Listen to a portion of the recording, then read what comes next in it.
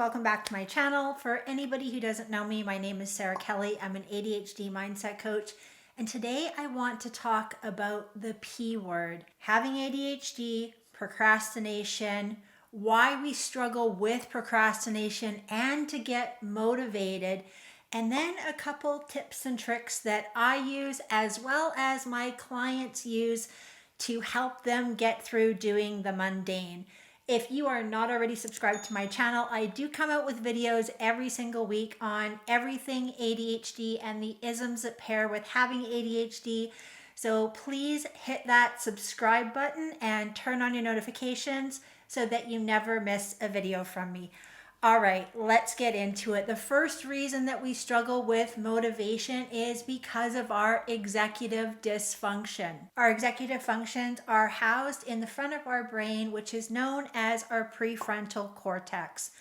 According to research, ADHDers have a 30% delay in their prefrontal cortex. ADHD is associated with impairments in executive functions, which are cognitive processes responsible for tasks like planning, organization, prioritization, and goal setting. These deficits can make it challenging to initiate and sustain motivation for the tasks that require these skills.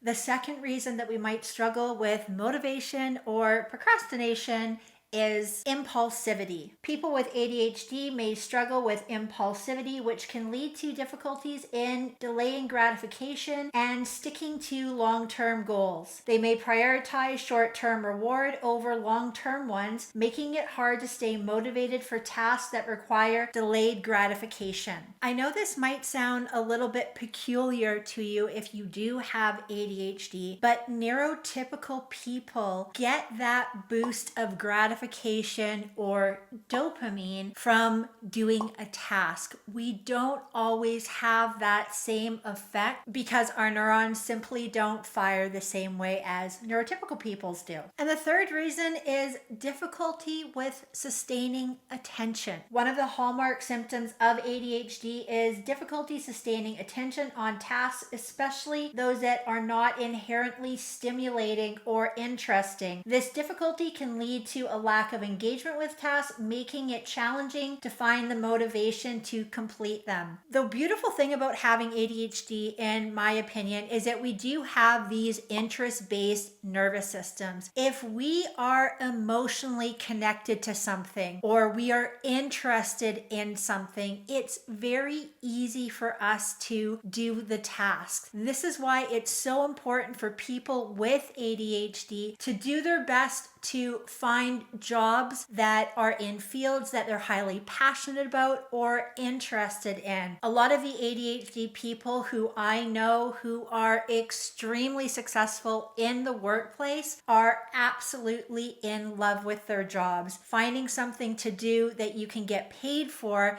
that feeds your interest-based nervous system is absolutely a way to find success when you have ADHD. The fourth reason that we might find it hard to do the mundane is because ADHD people have lower dopamine levels. Dopamine is a neurotransmitter associated with motivation and reward. Some research suggests that individuals with ADHD may have lower levels of dopamine or dysregulated dopamine systems, which can affect their ability to experience motivation in the same way as those without ADHD. Now, if you are someone who believes that you are dopamine deficient, there are a couple things that you can do. You can eat dopamine rich foods, and there is a list to some dopamine rich foods for you in the description of this video. Another thing that you can do is prioritizing sleep and making sure to stay away from blue light at least 2 hours before bed, which means limiting your phone and screen time. That's not fun, but it absolutely helps us have a better sleep because blue light right before bed robs us of getting that deep REM sleep. The next reason that we might struggle with dopamine is related to task difficulty. Individuals with ADHD may find it particularly challenging to tackle tasks that are complex, require sustained effort, or lack clear structure. These tasks can be demotivating because they demand more cognitive resources and self-regulation. And another reason that we may struggle with procrastination and have low motivation is because of the negative feedback loop. Now, I do have a video linked above or below that talks all about the negative feedback loop. And what that really is when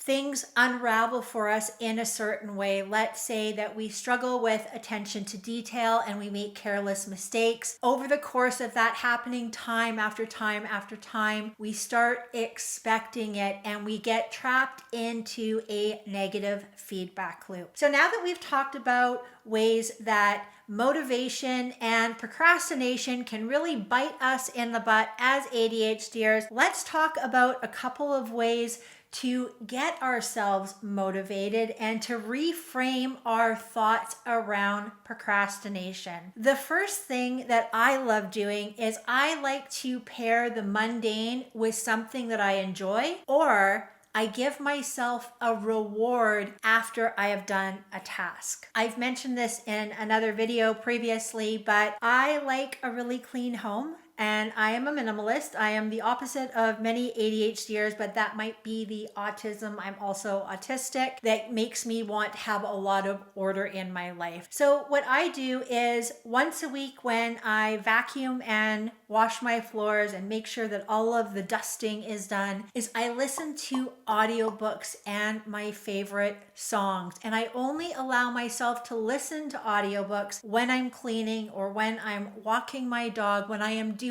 something. It does two things for me. One, it makes the cleaning more interesting because I'm listening to something. And then on the other side, it makes the book easier to listen and pay attention to because I am keeping myself busy instead of just sitting in a chair and listening to an audiobook, which would definitely have me picking up my phone and scrolling while I was doing so, which really doesn't help me pay attention to what I'm listening to. Another tactic that I really love is body doubling. Do you have somebody in your life that you can either have a Zoom call with or a FaceTime call with, or they can come over while you're doing a task that you don't want to do? Sometimes just having somebody beside us when we're doing something that we don't enjoy doing makes the task less painful. It gives us that company and it gives us that little bit of accountability, which usually helps ADHDers get the job done. Now, if you're anything like me and many other ADHDers and you get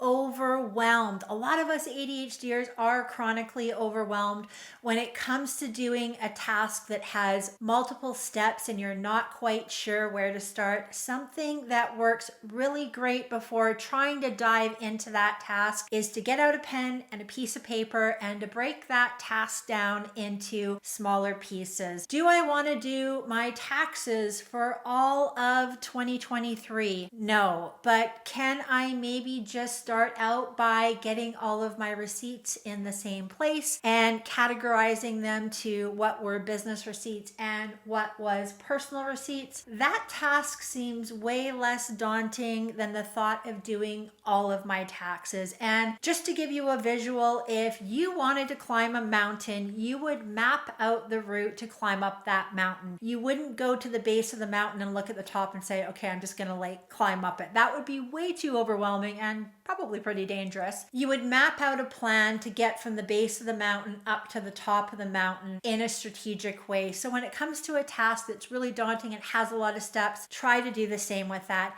And my final tip is to use the Pomodoro technique. The Pomodoro technique is as simple as getting a timer. I suggest not using your phone because it can become a distraction. I actually suggest that you turn off your phone and move it to a different room completely when you want to do a task. So with the Pomodoro technique, it is really simple. You use a timer, you set it for 20 or 30 minutes, and during that time, you focus and you get to work. It's a short time to commit to, so hopefully it's not too painful for you. And then that way you can work for 30 minutes, maybe reward yourself by going out and getting yourself a coffee or getting some fresh air or having 5 or 10 minutes of scroll time. I love following the Pomodoro technique with a little reward that will give me a boost of dopamine. Thank you so much for watching this video. I hope that you understand your ADHD brain a little bit better now, and you have also put a couple of tools in your toolkit to help you with procrastination and becoming more motivated to do the things that you want to do. If you haven't liked this video yet and maybe sent it to an ADHDer who you love, please do that. And if you struggle with your self-esteem and you're late diagnosed female with ADHD, I do have a complimentary masterclass that goes over the 5 pillars to creating lasting change when you have ADHD and you struggle with your mindset,